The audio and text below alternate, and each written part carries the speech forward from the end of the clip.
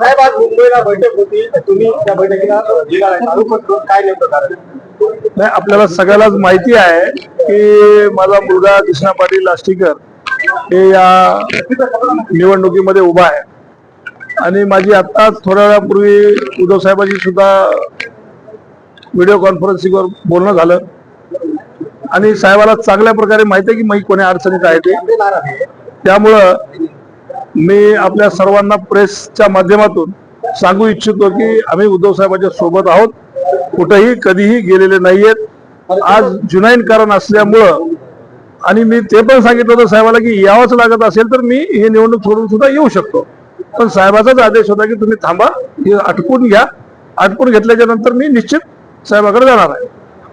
Operation tiger सातत्याने चर्चा होती, म्हणजे आता तोच विषय तो विषय मी तुम्हाला खूपदा आपल्या चॅनलच्या माध्यमातून मी सांगितलेला आहे. कुठलंही ऑपरेशन टायगर फिगर काही नाही आहे.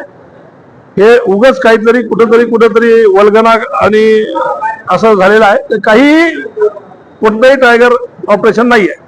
ऑनलाईन बैठकीत तुम्ही उपस्थित होतात का, काय झालं? हो, मी आणि आमचे जिल्हा प्रमुख सुद्धा बबनरावजी बारशे, आम्ही सर्वजणांनी म्हणजे आमचे जे काही कार्यकर्ते होते ते सर्वांनीच आम्ही साहेबांसोबत व्हिडिओ कॉन्फरन्सिंगवर बोललो.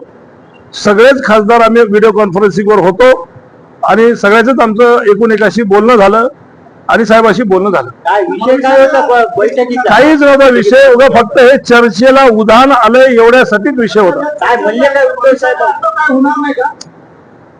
2 वर्ष झालं तुम्हीच पाहायला लागले. मी निवडून आलो दुसऱ्या दिवशीपासून तुमचं टायगर ऑपरेशन चालू आहे.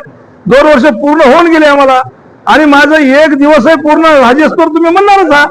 त्याचा काही विषय नाही. उद्धव साहेबांनी काय मार्गदर्शन? काहीच नाही. उद्धव साहेबांना पूर्णपणे विश्वास आहे आमच्या सगळ्यावर आणि कुठली अशी चर्चेला काही उदाहरण आणू नये आपल्या सगळ्याला विनंती करतो. मी तुम्हाला माहिती आहे की निवडणूक चालू आहे तर मला इथून हालता येण्यासारखी परिस्थिती नाही आहे.